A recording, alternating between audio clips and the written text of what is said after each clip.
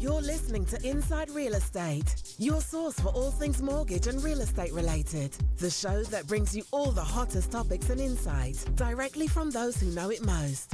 Now sit back and enjoy the show. What is up, podcast people? I am Paul Apostolakis. We've got Salvatore Kuzmano. Brad Weisgerber is trying to get here from Flint, as always, and he's late. Yeah. So we are Inside Real Estate. Thank you all for listening and subscribing and liking our stuff. We really do appreciate all the support and feedback. Today, we have a very special guest, Shatay Acevedo. Hey, everybody. Did I say it right? You said it right. All right, good. So Shatay has an interesting story. Shatay was in the Air Force for some time, so she's a veteran. She's been in the business for some time and has recently started her own brokerage, Fifth Avenue Realty. That's right. Right? This was this year, brand new endeavor that she took on. So I always think it's very interesting to talk to someone who's been in the industry on the real estate side and then decided to do it on their own. They've got to be a little bit crazy. Oh, yeah. To Very go out scary. there, right? Because it's like, there's no more safety net. It's all on you. And you've got to have a lot of confidence in yourself to really go out there and say, you know what, I'm cutting all cords, and I am going to go on my own. So I definitely want to talk to you about that. Talked about, how you got into the industry and how that obviously evolved to you starting your own thing. And then I also want to talk about, we had an interesting conversation yesterday about the cultish type of situation that we have with some other brokerages and also businesses. We talked about Quicken and some other things. So I kind of want to talk to her a little bit about that and how it's different when you're in that environment and you feel like everything's okay, and then you get out of it and you realize how kind of weird that situation is. So it'll be an interesting conversation. We were having fun with it yesterday, so I figured we'd share that. So first and foremost, Shatay, tell us a little bit. How it's always interesting. Obviously, we always talk about this with anybody that's been new on the show.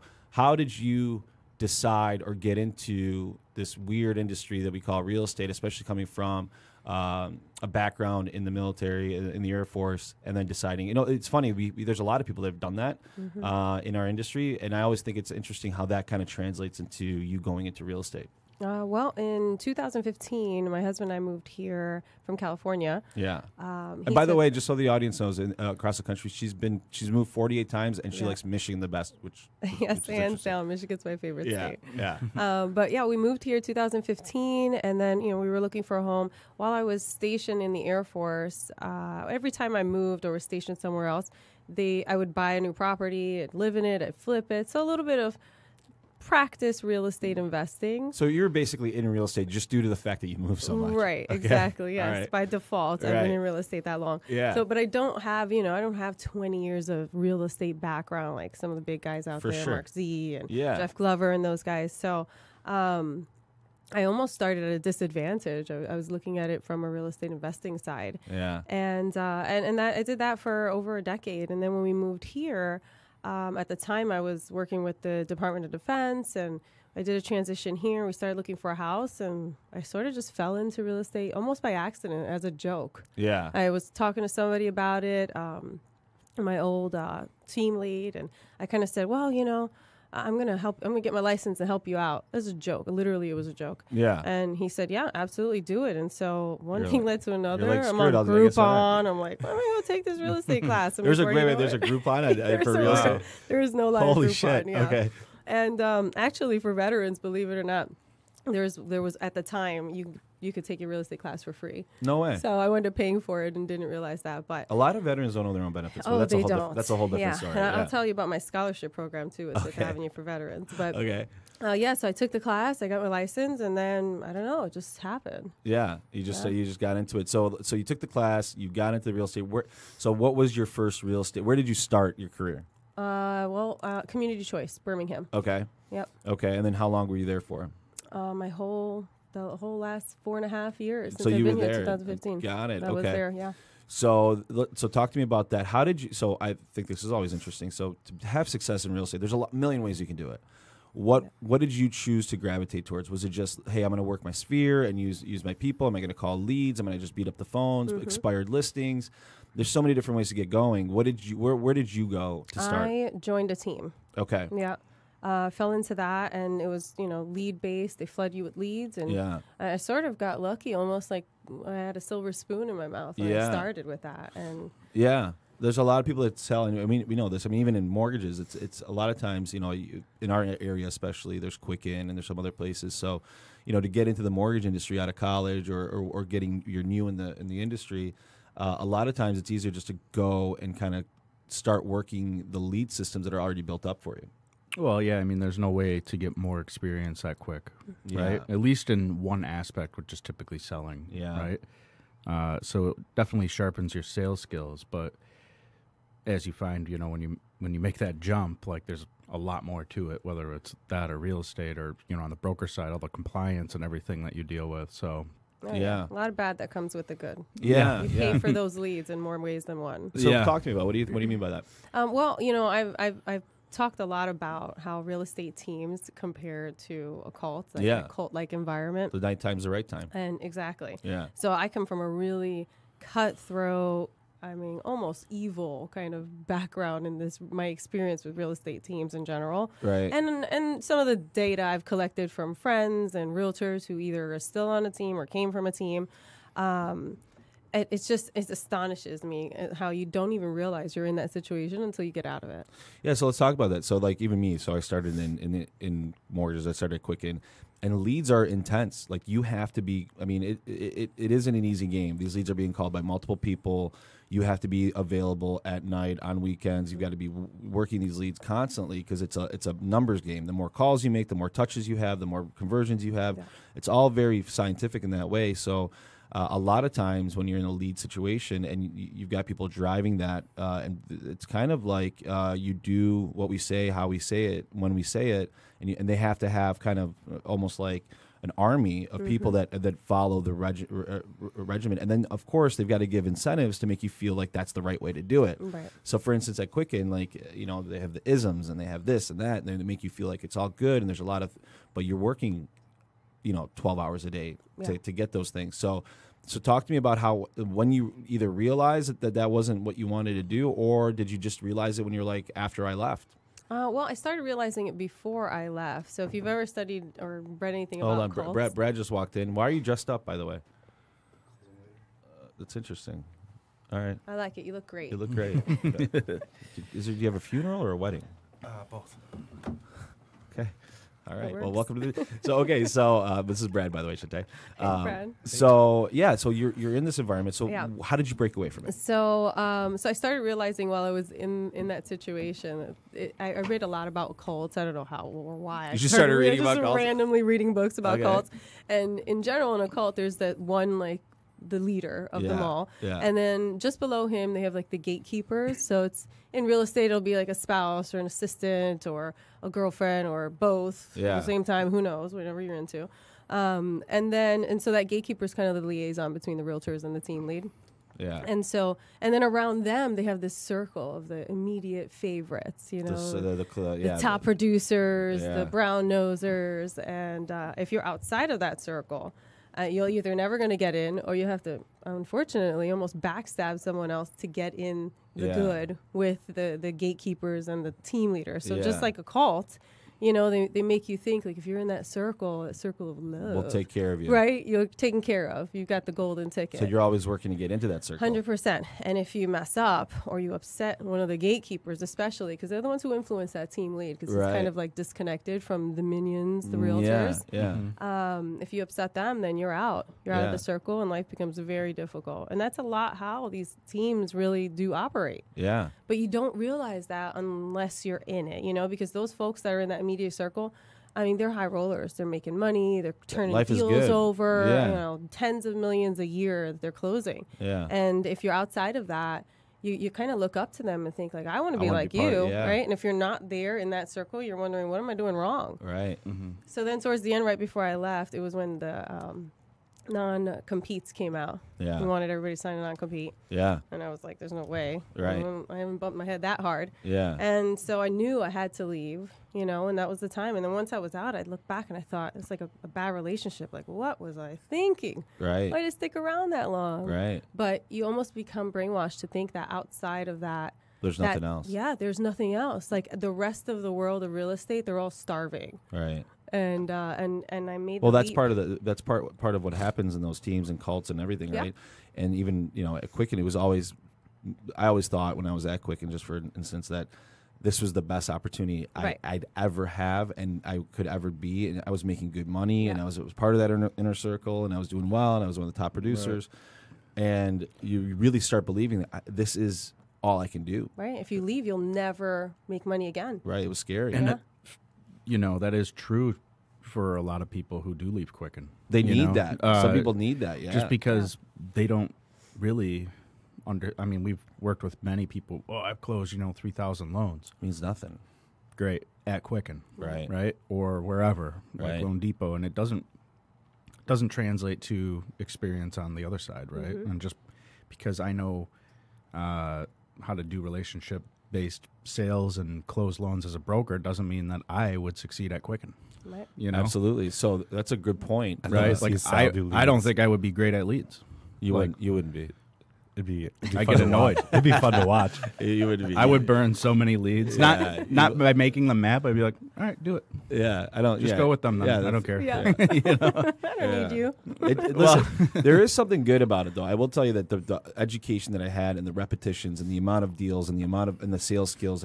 There was a lot. I don't want to make it sound like Quicken is bad. Like, No. look, there's a lot of good None of that us comes would out be of- where we are now Right. Yeah. without past 100%. experiences. And Yeah. our next experience, right, will be based upon what we do here. Because Yeah. I probably won't be writing loans for the rest of my life. Right. I would say Right. the biggest thing you probably get out of a lead shop like a Quicken or something like that is the tough skin to be able to take a no and move yeah. on, right? You get beat up. Yeah. Yeah, you get beat up. There's You a lot do- of good. You do that comes out. develop a good base set of skills for sales. Yeah, no, you there's a lot of good, but again, to Shatay's point, the trick is not to be brainwashed, Right. Right? Not to be the guy Right. that's drinking the Kool-Aid all the time, because you have to have your wits about you. Because if you start seeing a situation, because you have very little control in that environment, if they decide to turn your leads off, you're fucked. Right. It's over. Life's over. You're going Right? to starve. If they decide that you're not in that inner circle anymore, you're done, right? So you'd have very little control about your destiny if it's built that way.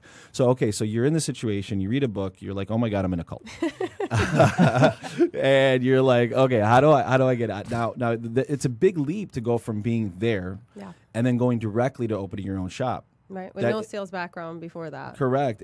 Like for me, I got out of the cult and I floundered for a little bit, did a thing, and I went to a different cult, and then I left that cult, and then I left another cult, and then I finally opened up my own thing. Right. Yep. That's kind of how my thing went. So I went through 3 cults, I think. Well, listen, Yeah.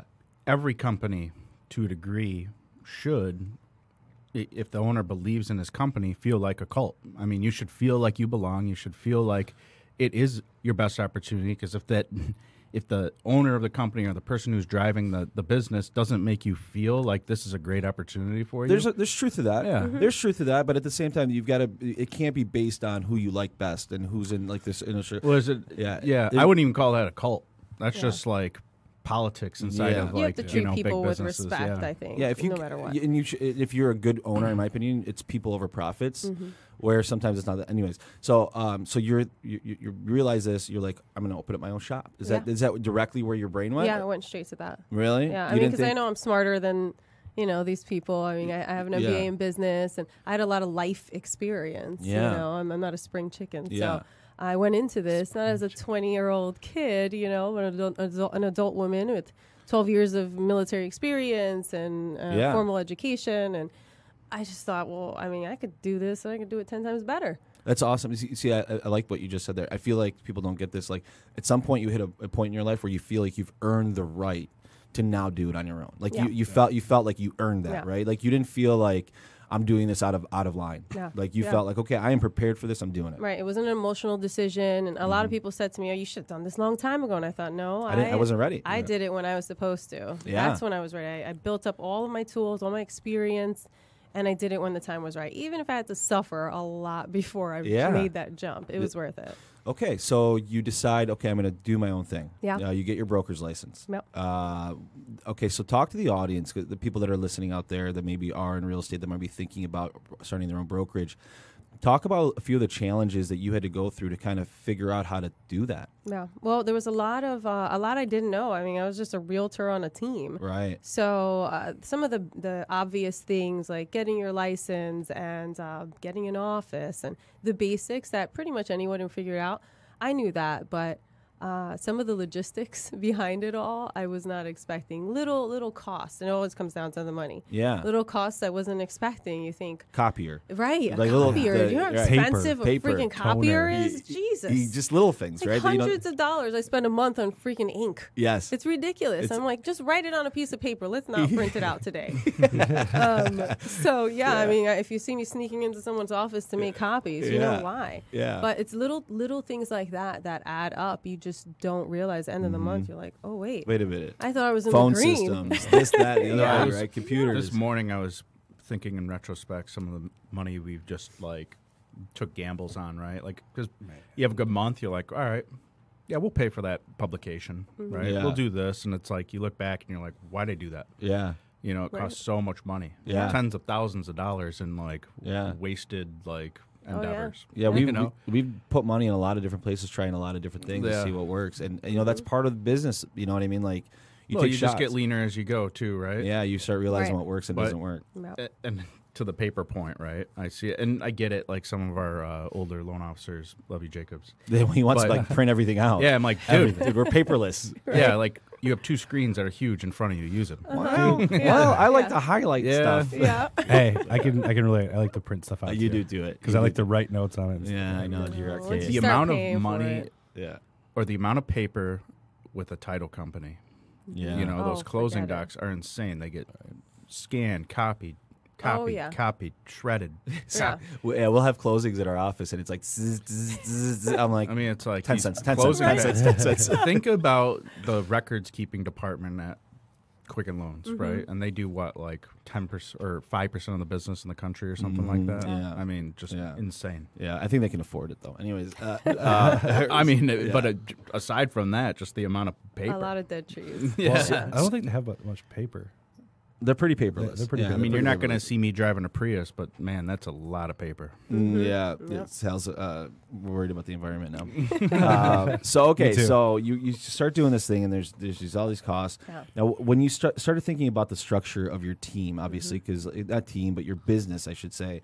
What did you? Were you like, I'm just going to do it on my own? I'm not going to have people underneath, or did you like, I'm going to bring support people with me? How did you? No, so I thought, well, according to Tom Ferry, 5 to 9 is the key number for like the most successful teams. Yeah. So I wanted a brokerage that was built sort of like a team without the cultish stuff behind it. Right. So, you know, I did a lot of similar things to a team. I flood them with leads, but most importantly, I train to convert all day long. Yeah. And I'm really big on new agents. I mean, you just get your license, I'm your home. I love them. I love to be able to mold them. They don't come with any bad habits. Yeah. You know, Yeah. I like the younger, you know, really excited agents who are just Aggressive, hungry they're and hungry, aggressive. So, I mean, if you've got a ton of experience, you got a huge sphere, Fifth Avenue is not going to make sense for you. Right. Right? You don't Right. need me. Right. But those younger agents who just don't even know where they're going to get that client from, they don't know what they're doing. Right. This is where it's at. I've created it. We're almost like this military unit that just functions in unison, all together. We all have each other's back. We don't Yeah. leave anybody behind. If I have to get out there and do a showing for my agents, which I do all the time, I'll get out there. If I have a better chance of building rapport with a lead, whether it's because, I don't know, maybe they're a veteran too, or we're in the same age group, I'll go out there and do it. And I'm not taking anything more for it. It's I think still that that's. agent. I think to me that's. I think we agree with this, guys. I mean, if you're in a business where the owner or the person that you think is in charge isn't rolling up their sleeves and is in the weeds with you, 100%. it's hard for you to really get behind that sometimes, and unless you create the cult-like environment, right? Yeah. So that's really commendable, because what happens, in my opinion, when you see that is like, okay, my that guy is working as hard or as harder than me. Then it puts the onus on me as like, dude, I got to support them if they believe in what they're doing. It's not like, do this because I want you to, do as I say, not as I do, but follow me because I'm actually going to do it with you. Yeah. And I mean, any of them who, you know, anybody on the team knows my past, knows where I've come from. So they know I'm most likely one of the most resilient people they're ever going to meet. Yeah. So it's those days when they're just not feeling it, they're not motivated, and I just have to give them a look, like, really? Yeah. And then they start thinking, how long has she been in the office? Right. Like, she was here last night when I left. It was like 10. Right. And she was here when I got here. It's like 7. And, you know, they get it. Yeah. It makes them think twice, like, oh, I really can't complain. Yeah. So, Yeah. So that's interesting. So how many people do you have on your team now? there are 10 of us, and we'll be at 14 by the end of the month. So you're growing. Yeah. That's like That's 2 awesome. days. Yeah. No, Yeah. are we in November? No, end of November. I'm thinking we're in November. No, No, it's end of aggressive. November. yeah. No, it's coming right cover. You know, it is funny that whole thing too, right? Like when someone gives you an excuse of why Yeah. they're not in the office. Oh, I'm sorry, I was tired. No, I love that. I'd rather them tell me they're tired, though, than, you know, I got a flat tire bullshit. or Well- some BS excuse. Right, but I get amused by the excuses when they give me an excuse that is coming from them truthfully, but it's like not a good excuse. Right. Still, it's like, what? Yeah. You're tired? Yeah, Like, it's, come it's, on, it's dude. tough because Like- because Sal and I and Brad and like we come in the office no matter what usually. Like I don't care if unless I'm throwing up, and I've thrown up in the office before and then gone home. Yeah. Like that happens, but it just I can't feel. I personally don't feel like I was productive. I feel like absolute shit if I didn't do anything that day. You know what I Yeah. mean? If you just sit around watching Maury, you know what I mean? Like You are the father. yeah. Well, Why are you watching Maury? I just have a big I don't fear. know. Is he Like still it. on? You are not the father. Hell yeah, Maury. I am not the father. Well, I think that you can sense when people like are dedicated to something. They get that fear of missing out. They're on vacation. Hey, is Yeah, everything yeah. okay? Is Yeah. you know, is Yeah. this Checking on in the nonstop. rails? And it's like, man, it's a curse though too. You know, like you're Yeah. out on vacation trying to enjoy yourself, Yeah. and girlfriend's pinching you like, Get what off are you your doing? phone, dude. Yeah. Yeah. Well, this is why I'm so cautious on who I bring on board. So Smart. while Smart. I love the new agents, I mean, we had 170 applicants. You did? We did. I did a huge Holy hiring boost. cow. 170 How- applicants. so let's talk about that. That's a lot of people. So what did you do to get that type of, that many people like looking to work for you? I That's spent crazy. a lot of money. That's what it comes down. I spent a lot of money, a lot of internet boosts, advertising, and Yeah. that technological stuff is beyond me. But Yeah. I got 170 applicants. I interviewed probably between 80 and 100, whether it was on the phone and they didn't make it past that first step or in person. Wow. And so I What are you usually, looking for what kind of who's the person that you're looking for to be on your team? I'm never going to find someone who's my doppelganger, but That won't happen. I'd like to get someone close in the sense that they want to live, breathe, eat real estate. They Yeah. absolutely love it. It's everything to them. Right. They want to be in the office every day, you know, whether it's for an hour or 10 hours Yeah. prospecting. And they don't mind driving an hour and a half to show a $40,000 house. They're going to do whatever it They're going takes. to do whatever it takes. There are absolutely no limits. Yeah. So, and they're resilient, you know. I mean, I want somebody who, even if they throw up in the office, they're going to throw up, rinse their mouth, and then get right back That's what I'm on that saying. phone. Rinse Rinse their Right? Yeah, don't Go come brush back your- with go it. brush your Yeah, teeth. don't come back to the office Yeah. like that. But So that's interesting. Okay, so I always think this because I've done a lot of interviews in my life, and you know, people when they interview, they're going to tell you what you want to hear a lot of times. well, So how do you weed through all these people, all these different things, and find the person that you think makes that fits that mold? so when I transitioned from the military into civilian world, I was an investigator on a Department of Defense contract. Christ. So I did Okay. all of the security clearance Yeah. interviews. Yeah. So I mean, I've done thousands among thousands So of you're getting in the interviews. psyche of people. Like I you understand am. how to do that. I am. I'm watching their body language, their voice, their tone, Yeah. all of it. I just got really uncomfortable. I did too. I'm being psychoanalyzed as we speak. Shit. Yeah. She knows I'm a You sham. guys She knows have- I'm a You guys sham. have a lot of issues. That's awesome. I appreciate that. We know that at So, least. Yeah. But yeah, that's how I did it, you know. And so I have them. I talk to them over the phone. If I feel good about it in our phone conversation, then I'll have them come in, and then after that, I'll have them come in another time. I want them to meet everybody at the brokerage. They have to be part of the team. Absolutely. Yeah. You can't just go off of what I'm telling you. So, Yeah. I mean, for those agents out there interviewing, the broker, they may make it sound like rainbows and unicorns. And then you show up and you move your license and everybody looks like they're from The Walking Dead and they're starving. So I want you to meet everybody else on the team. Talk 'Cause it's to your them. team. Absolutely. Yeah. Go into an office, have a conversation. They'll all tell you exactly how it goes down. I'm very clear up front about all of your expectations. Like, this is what it is. This is what it is. No. If this doesn't work for you, this is not the place. The biggest thing I think that people do in our industry is they make promises to new recruits that they're going to make a shit ton of money and it's going to be all roses. And what I've always done is I actually try sometimes, this is truth, to scare people out of the job. As crazy as that sounds. Like, I want to scare the shit out of you because it is very, very difficult. And what we do is not easy. I tell them, go talk to 10 other brokers. If you still feel good about this situation, because at the first interview, they're like, yes, when can I sign up? What do you right want me away. to do? Yeah. No, go talk to 10 other brokers and come back and have a conversation. Find out with how me hard about this it. is. Yeah. Find out if we are the fit. Because ultimately, as a team that wants to have a real team that isn't just numbers driven, that we just want a bunch of people, that we just want to put bodies in seats, it's way harder to basically look and get the right person that's going to be involved and really understand the trials and tribulations that they're going to have to go through in your team. Because most people, unfortunately, in our industry, make them promises sometimes that aren't reality. Because there was one guy one time 5 years ago, the guy came in their first year and made $150,000. Oh, you have the opportunity to do that when 90% of people only make 35, right? And they got to know that. Yeah, right? Absolutely. If you're clear, you'll have zero. Well, my goal is to have zero turnover. Yeah. Right. So a lot of my broker friends think I'm setting myself up for failure with that one, but so far I'm doing pretty good. Yeah. And at the end of the day, if somebody leaves me to go somewhere else, then that's on me. Yeah. At some point I didn't vet them properly, or I wasn't taking care of them. And if they leave to go do their own thing, then you got to feel good about absolutely. that. More power to them. Congratulations. Any way I can you help. built them up to that point, right? 100%. That would make me feel wonderful, actually. We always tell our people that. It's like, look, you're going to have your own business. And if someday we're not adding enough value for you to be here anymore and you feel like you can do it on your own, go do it. Yeah. Because we don't provide leads, right? So it's... they're building their own business. But it is from a owner standpoint, right? Like trying to provide enough value and make people feel good all the time is now a different battle. Like, hey, we've got you in the door. We're working on this. Now it's like... we have to do our part, right? It's a two-way street. Take care of your people, and they'll take care of you. It's what we learned in the military. Yeah. So you said you do buy leads. So talk to me about that because, okay, so here's what I realized in our industry, especially on the real estate side. A lot of real estate teams, businesses, companies, agents buy leads, right?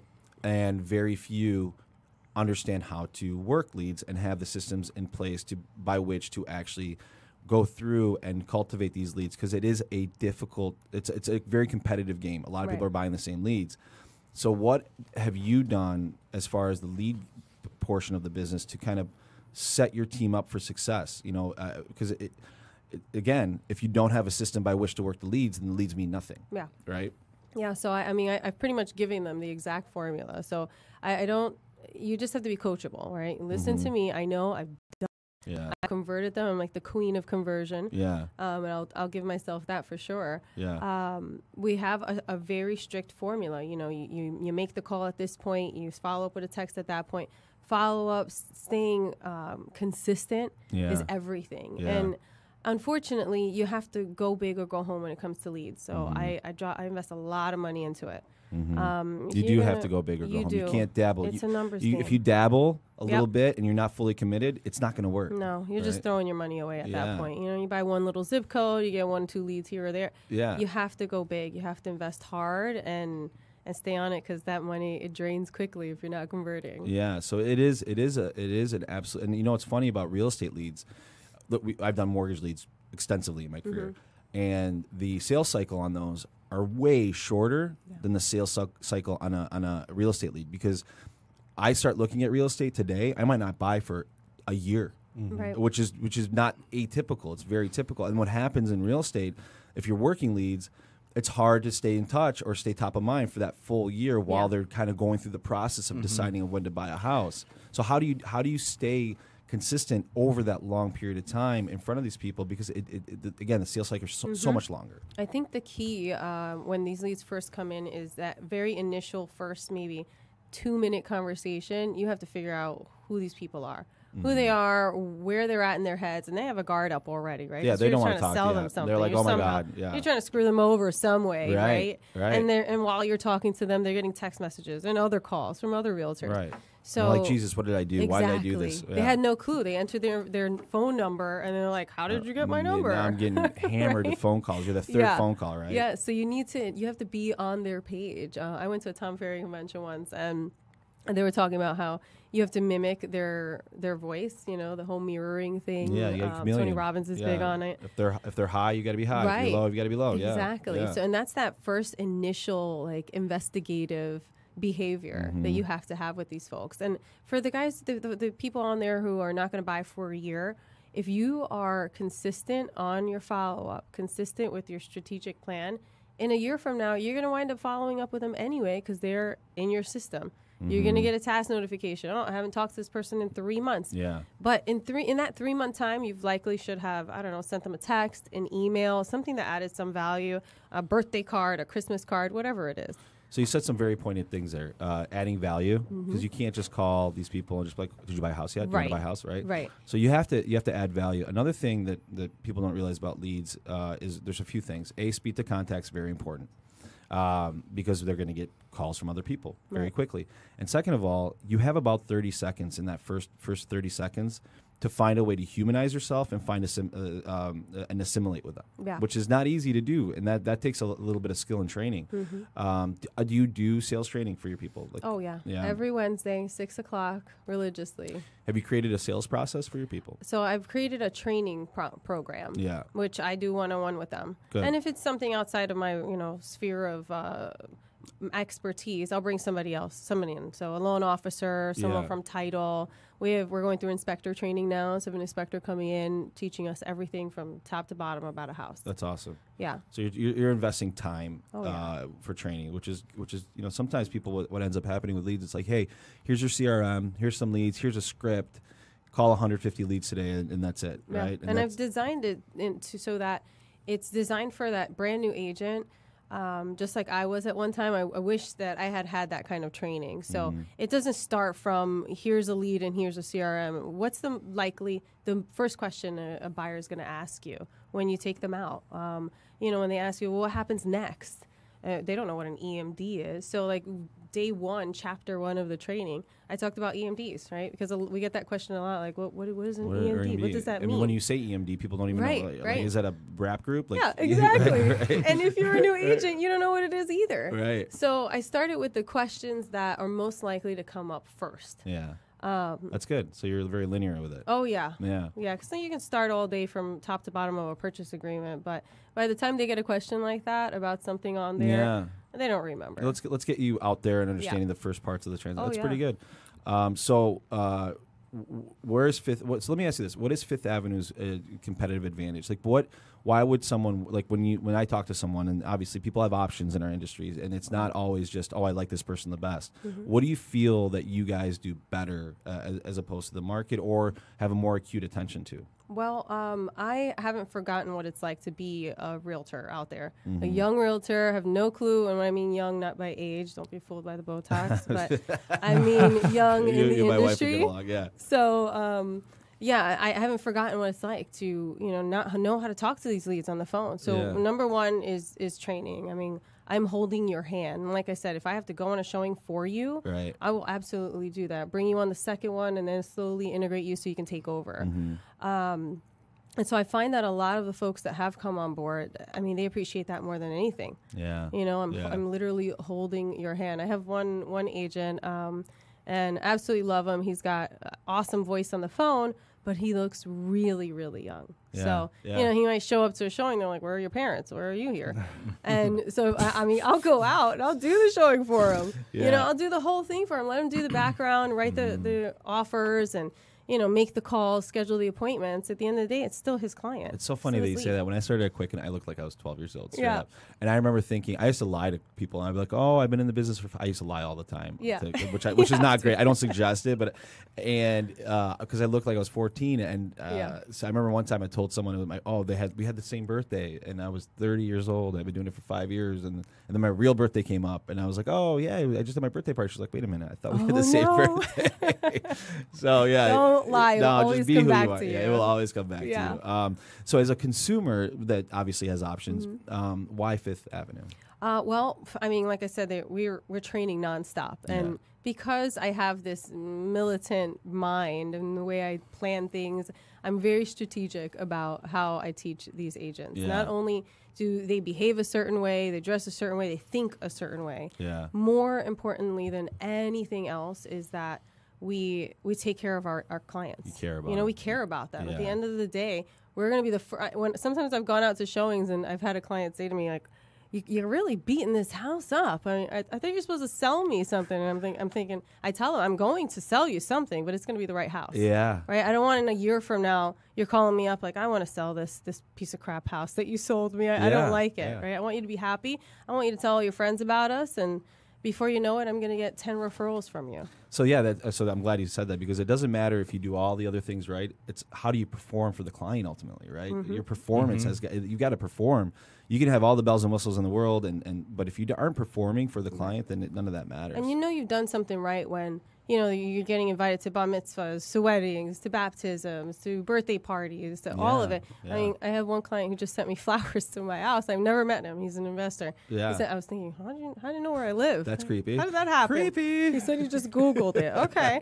But, he sent me this big bouquet of flowers, and I'm thinking, well, who does that? Like, that's really nice. Or randomly, I'm always getting these presents at the office, left at the office, and then they don't leave notes. Yeah. So sometimes that's Are you sure creepy. you don't have a lot of secret admirers, Shatay? Like, I don't know. No, but it'll just be like a client who's really, really grateful. That's awesome. And that's the proof that I get at the end of the day. So where are you taking this? Where do you see Fifth Avenue in 5 years? Or let's call it 2 years, because that's usually 2 years. Yeah, let's say 2 years from now. What is the goal? Where do you want to be? Where would you like to be in that period of time? Well, I don't think that I'm ever going to aim for this huge conglomerate brokerage. I like the idea of being a smaller boutique shop. Yeah. Depending on what the market does, we never know where we're going to be in 2 years For sure, from now. yeah. But we'll probably be twice the size, maybe 3 times. Yeah. If I keep spending this much money on recruiting, and we're just gonna and we're gonna have the same folks that are with me now are gonna be with me in 3 years. That's awesome. Maybe we have a couple more offices sporadically throughout the state. Yeah. So you want organic growth. You're not looking Yeah. to grow just to grow, which I No think way. is a smart thing to do, because growth is difficult, because you always hit a plateau. And we know this, right, guys? You hit a point in your business where you really can't afford to go to the next step, but you can't afford not to. So you got to kind of just pay your way into it. Yeah. Right? You know what I mean? Like we get to a point, it's like, well, we got to do this, but it's going to cost us money. And I don't know if we can afford it, but we can't do it if we don't, right? It's kind of funny. Well, yeah. I mean, but if It's not funny. I don't think funny is the right way. Just, Brad's our controller. Every time I'm like, look, or we're going to do this. He's like, dude, we can't afford it. I'm like, well, we can't afford not to do it. Yeah. And Yes, I sometimes wouldn't you call gotta it funny. take that jump, but if it improves your business, right? Right. Like as a structure, then it improves the experience. It improves your network, the referrals. So It's hard in business because because it's about money, right? Ultimately, but when you feel like you believe in what you're doing, sometimes you don't make as much money as you could. Like we could make way more money if we decided not to grow. Yeah. We always think about that. It's like, do we just stay small and never try to grow out of this and be like, because it's either you are the business, or you have a business, right?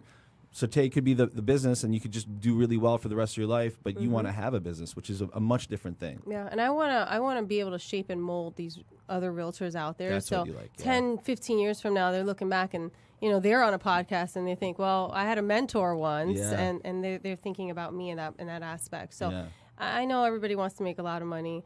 I know it sounds a little unbelievable, but I really don't need to make a lot of money. Nobody does. I've done really well in my life, Yeah. so I'm really comfortable. Yeah. If I don't make a lot of money and I just make a little bit, I have a nice house, I'm happy, I have my fancy shoes, I'm good, right? So Do not call my wife, and do not hang out with her. You guys are in trouble. We're meeting her in Yeah, Somerset. you guys are in trouble.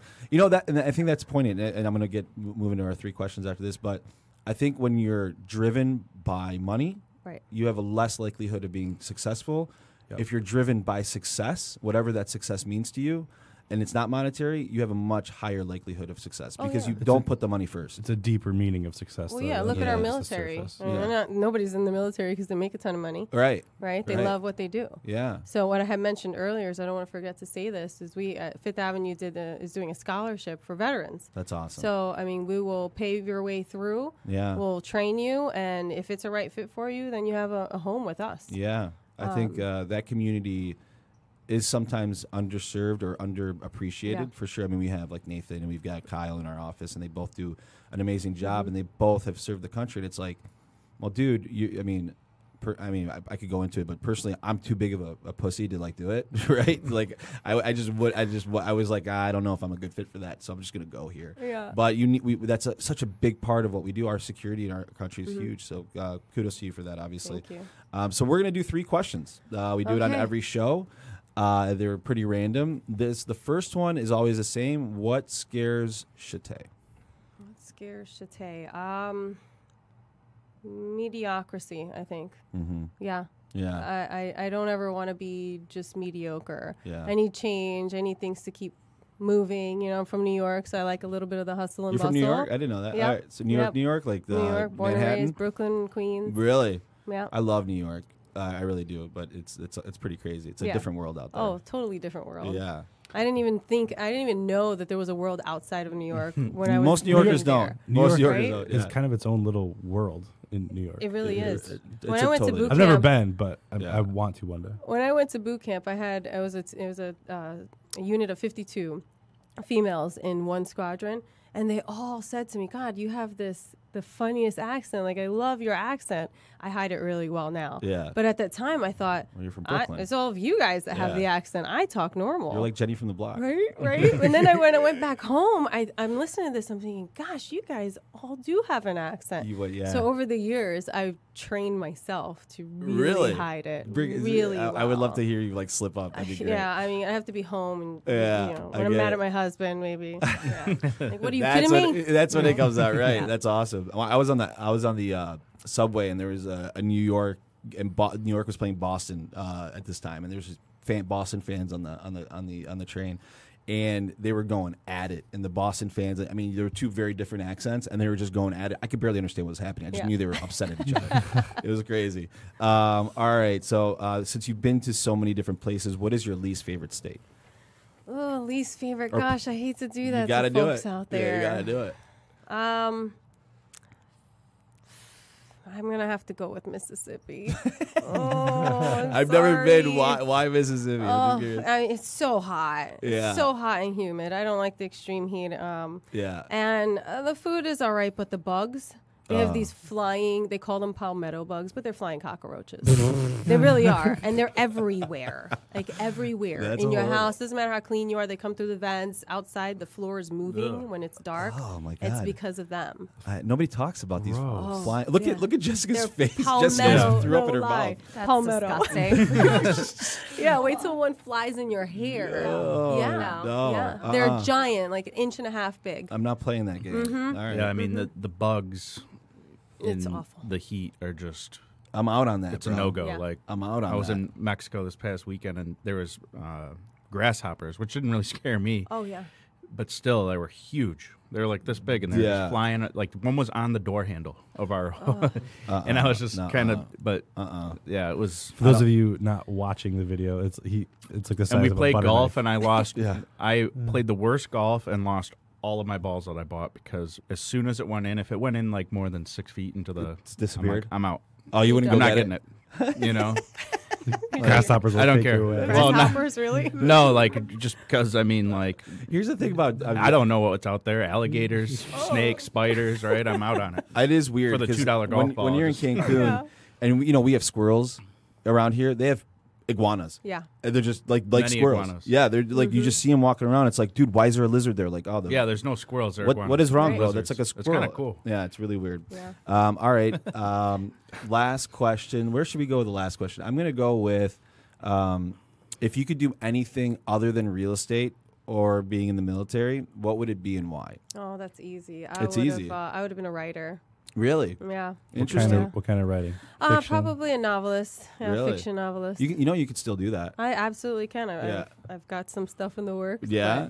But, who has the time? Yeah. Where do I find the time? That's the It thing. is Yeah. always What funny when genre of novel? I'm really Romantic. into like Teen romance? but no lie, I have this weird obsession with vampires. Okay. All right. Yes. Yeah. I love I the love vampire vampires. stuff. I would love to be a vampire. I like that you said, dude, being a vampire is the coolest thing. You're kind of How sexy. cool. You live forever. Ageless. Ageless. You Strength. You sparkle in the sunlight. Hey, yeah. who doesn't like You can turn into sparkle? a bat. You can shape shift. I don't know about the bat thing. Yeah, it's awesome. and you also eat. You suck on people's necks. Right. Which is Drink blood. means usually a good looking chick if you're a guy. So, God, Hollywood has Yeah. done some terrible It'd things. be tough to get close enough to a girl though with that breath, Paul. thank you, buddy. I appreciate that, buddy. So that's awesome. Okay, so Yeah. you'd be a novelist. That's interesting. So Novelist. you write a vampire novel, Absolutely. like Bram Stoker's or something yeah, like that. yeah, with a little cultish flip, like That's flair. interesting. It is cool if you look at like famous whatever, right? Guy who started KFC, novelists, like they started their career after working what they thought was their career for Right. like 20, 30 years, like 60, 70 years old. Like Yeah. the guy started KFC, Yeah. right? Like, Yeah. It's never too late to do anything. Oh, no. The great thing about our business is, let's say you create a business and it gets going, and now you have a self-sufficient thing, and you Yeah. basically can just be there and be the mentor. Then you can do a lot of other things, Yeah. and it really opens up your ability to expand your horizons. Like you look at people like, even like people that were super obsessed with their business, like Steve Jobs, right? Right. Or no, what's the Microsoft guy? Why am I drawing a blank? Bill Gates. Bill Gates, right? Now he's got the Bill Gates Foundation. He's doing really what he always wanted to do, even though he spent such an immense amount of energy building Microsoft, right? So, Right. So I basically need to write a book about vampire realtors. dude, that, Right? Better in a could you call. Okay. imagine?